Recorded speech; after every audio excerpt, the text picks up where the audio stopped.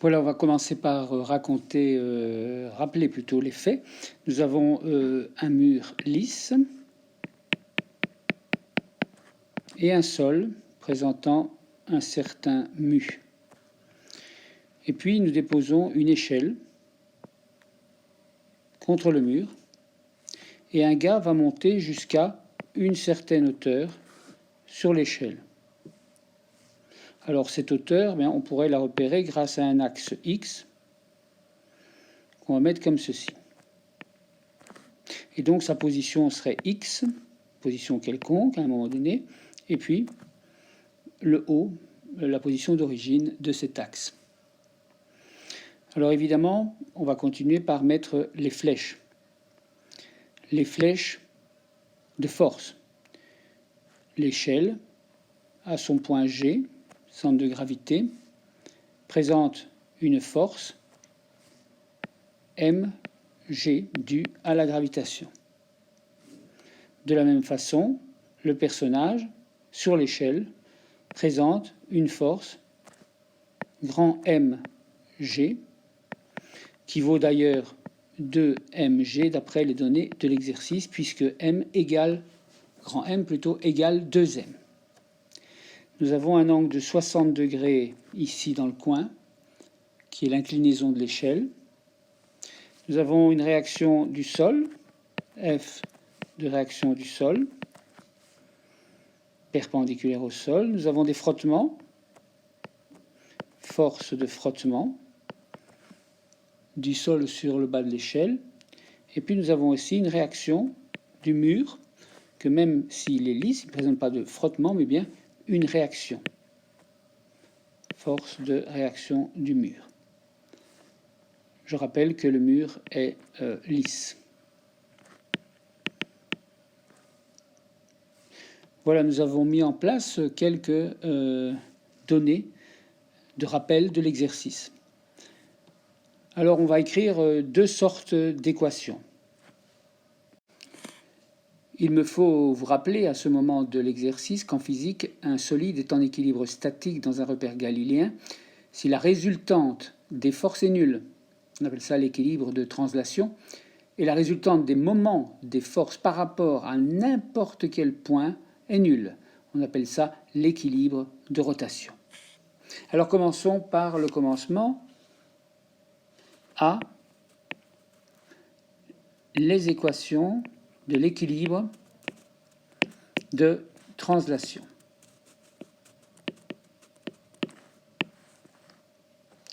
Alors on va commencer selon la verticale.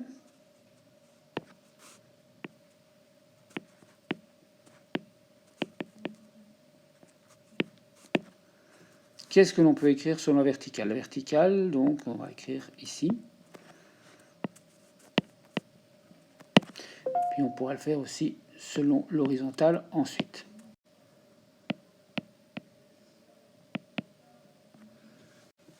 Selon la verticale, écrivons que la somme des forces égale 0. Alors prenons toutes les forces orientées vers le haut ou vers le bas. On les somme et ça doit faire 0. C'est l'équilibre de translation. Évidemment, on va écrire ça sous une forme algébrique. C'est-à-dire que, vous remarquerez que toutes les forces dirigées vers le haut, c'est un choix, sont positives et toutes les forces dirigées vers le bas sont négatives. On continue notre petit travail algébrique et on trouve que petit m plus grand M fois G est la solution. Mais comme grand M égale 2 petit m, eh bien on peut dire tout simplement que FRS égale 3mg. Cela nous servira pour la suite. Alors, selon l'horizontale,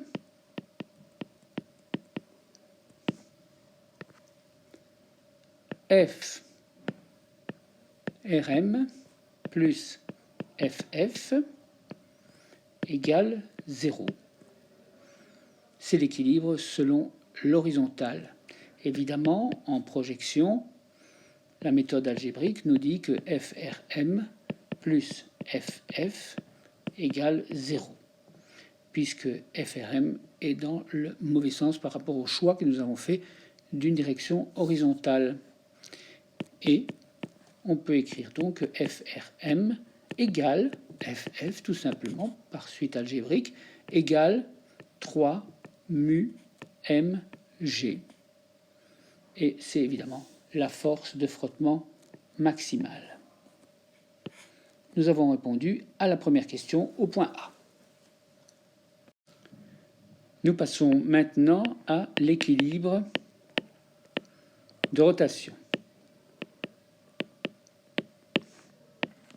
Nous écrivons donc que la somme des moments égale 0, mais c'est par rapport à un point que nous pouvons choisir comme point de rotation. Nous sommes à la limite de l'équilibre. L'équilibre est critique, un fifrelin, et l'échelle va déraper. Nous allons prendre le point O, le point bleu O, comme point de référence. Écrivons donc cette équation d'équilibre de rotation. D'abord, il y aura le moment de mg, il y aura le moment de grand mg, il y aura le moment de ff. Nous pouvons aussi prendre le moment de FRS et le moment de FRM. Tout cela, toute cette somme doit faire 0. Alors prenons le premier, celui-ci, celui de la force de gravité de l'échelle. Eh bien, ce sera tout simplement la force, mg, fois le cosinus de 60 degrés, et le tout fois L2. Comment le trouvons-nous, me direz-vous? Eh bien, reprenons un petit peu simplement les éléments nécessaires à la compréhension de ceci.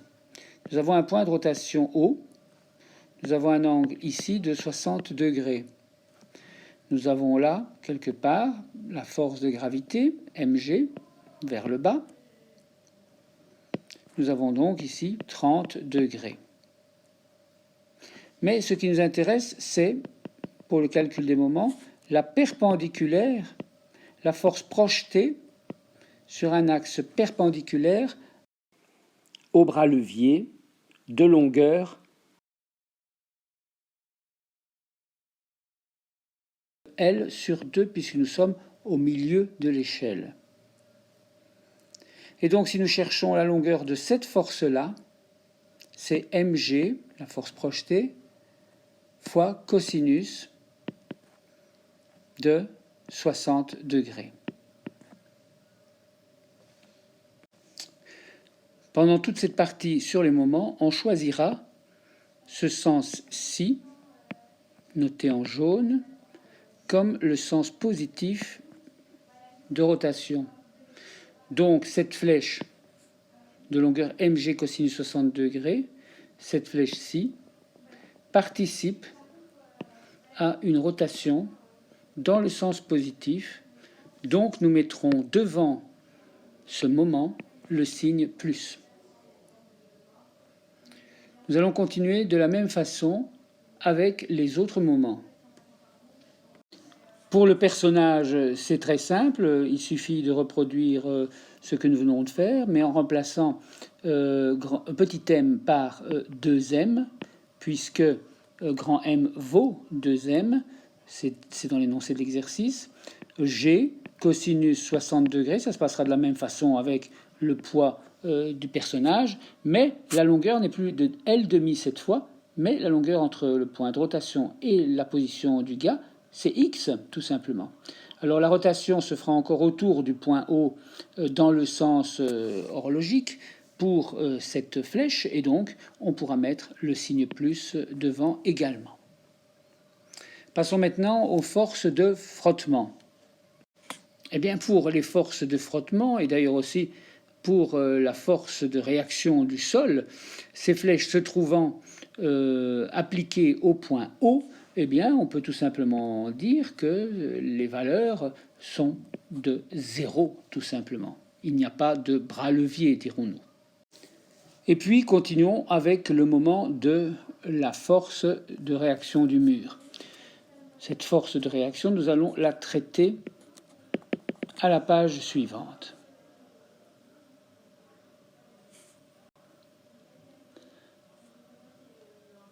Sur cette page, nous allons noter que le bras levier est cette fois très grand, c'est la longueur de l'échelle elle-même. C'est là que se trouve la force de réaction du mur sur l'échelle. Nous avons un angle de 60 degrés ici, donc nous avons le même par le principe des angles alternes-internes ici. Et nous avons donc, si nous prenons la perpendiculaire ici et la perpendiculaire là, nous avons une projection perpendiculaire à l'axe que voici, qui aura une longueur. Étant donné la valeur de cet angle que nous pouvons voir être de 30 degrés, par complémentarité des angles, 30 degrés plus 60 faisant 90 degrés, nous avons que la longueur de la flèche sera f r m cosinus de 30 degrés. Mais nous nous rappelons que f r m, nous l'avons calculé à la page précédente, c'est 3 mu m g tout simplement. Donc nous pouvons continuer en reprenant la formule précédente et en ajoutant le moment de force, mais qui cette fois sera négatif, car nous voyons qu'ici, si nous prenons ce sens-ci de rotation autour du point O comme étant positif, eh bien nous voyons que la force est dans le sens opposé. Elle ferait tourner le bras levier dans l'autre sens. Donc nous devrons mettre 3 mu mg avec un signe devant, un signe négatif. Nous mettons le cosinus de 30 degrés, évidemment il est là, c'est celui-là, et nous multiplions par la longueur, par le bras levier. Voilà la valeur du moment de la force de réaction du mur. Bon, récapitulons ce qu'il nous reste. Il nous reste mg cosinus 60 degrés fois L demi plus 2m g cosinus de 60 degrés fois x plus 0 on les laisse, moins 3 mu g m cosinus de 30 degrés fois L. Et tout ça doit faire 0. Alors il y a des simplifications possibles, évidemment. Ceci, vous le savez, ça vaut 1 demi. Nous avons encore 1 demi ici, on va le barrer directement avec le 2. Nous avons ici, par contre, racine de 3 sur 2, comme vous le savez. Nous pouvons encore regarder ce que nous pouvons éliminer. Nous voyons que nous avons m partout. Donc on peut tout diviser l'équation par m. Le 0 divisé par m donne 0 toujours. Nous pouvons également diviser par g, puisqu'il y a un terme avec g à chaque fois. Dans chaque terme, il y a g. Et donc, nous pouvons remplacer le 2 ici par un 4 ici. Et nous pouvons réécrire l'équation tout doucement. Donc là, il ne nous reste plus pour premier membre que L sur 4. Pour le deuxième membre, si on regarde bien, on voit qu'il ne reste plus que x. Moins 3 racine de 3 sur 2, ne pas oublier le mu, et le L. Et tout ça doit faire 0. Alors là, il nous reste à faire un petit peu d'algèbre élémentaire. X égale 3 racine de 3 sur 2 fois mu fois L, moins L sur 4. Ce qui fait 3 racine de 3 sur 2 fois 4 dixièmes, puisque c'est la valeur de mu, moins 1 quart fois, en évidence, la longueur de l'échelle L.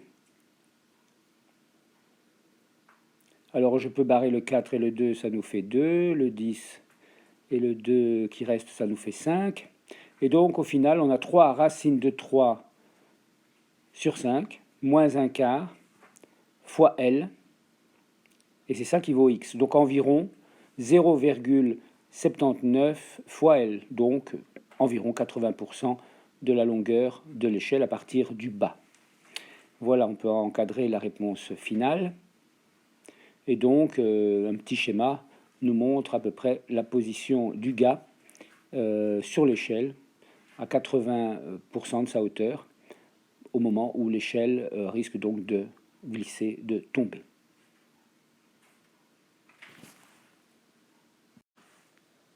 Nous allons à présent changer le point d'application. On le change et le point d'application devient le point G. Donc c'est une autre façon de travailler en décidant que le point d'application pour les rotations serait le point G. Alors la première partie, c'est la même pour les translations. Par contre, la deuxième partie, on partira de la même façon de la somme des moments qui vaut 0.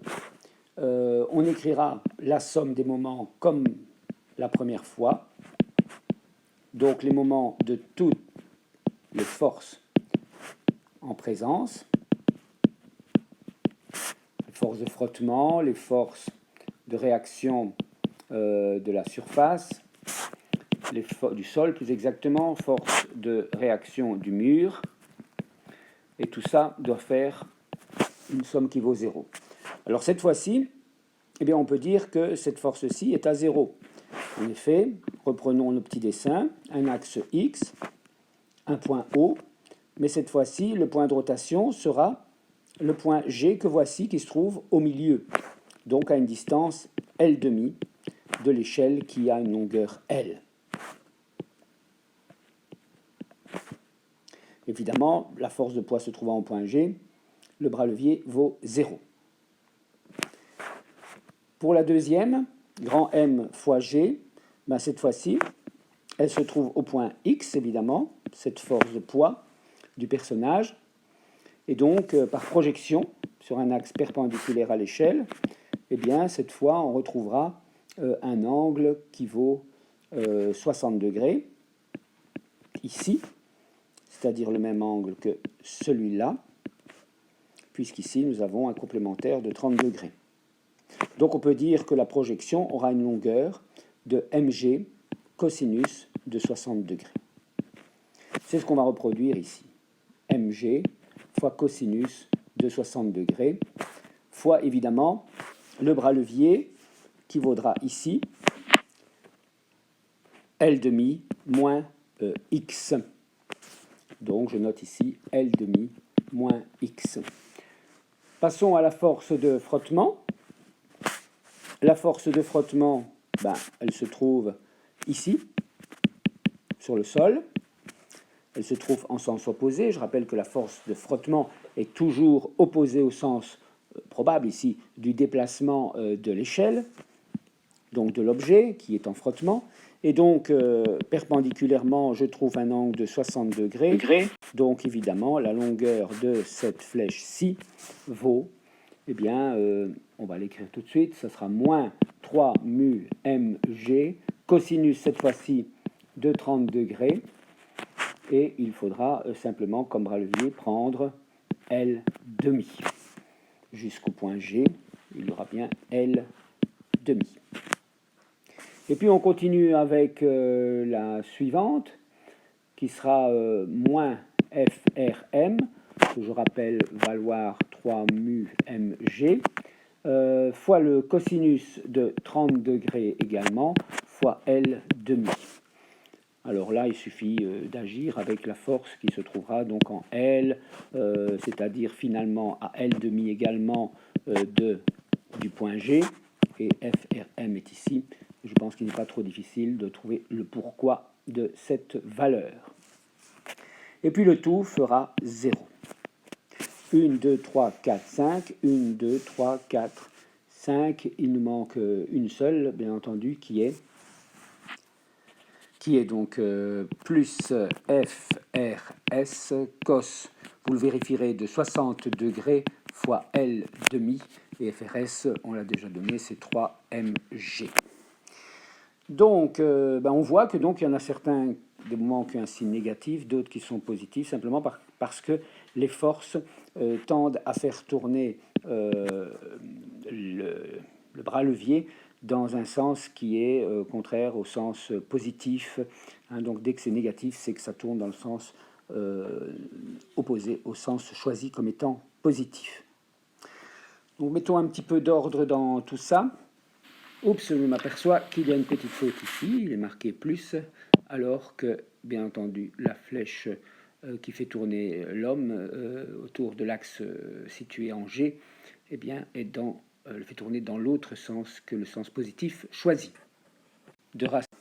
Et donc, on va écrire finalement que la somme mg cos de 60 degrés fois L demi moins x moins 3 mu mg cos de 30 degrés fois L demi plus 3 mg cos de 60 degrés fois L demi moins mu 3 mg cos de 60 degrés fois L demi. Alors ceci vaut racine de 3 sur 2, évidemment. Tout ça, c'est égal à 0, évidemment, toute l'équation. Ceci vaut racine de 3 sur 2.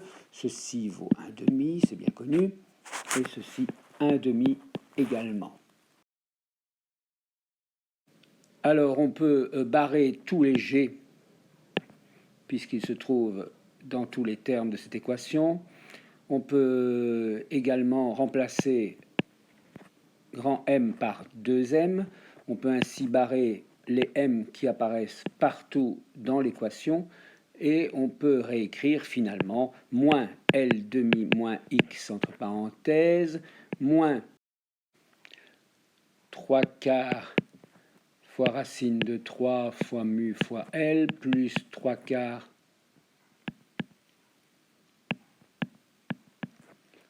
fois L, moins 3 quarts fois mu fois L égale 0.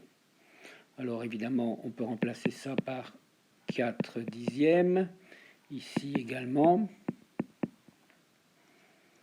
Et donc on a moins L demi moins X plus 3 quarts de L égale 3 mu L racine de 3 sur 2. Et donc, en simplifiant, on arrive à L sur 4 plus X égale, je vous passe les détails, 3 mu L racine de 3 sur 2. Et ensuite, eh bien, c'est comme tout à l'heure, voire plus haut. Première méthode. Voilà. Voilà, ce fut un plaisir.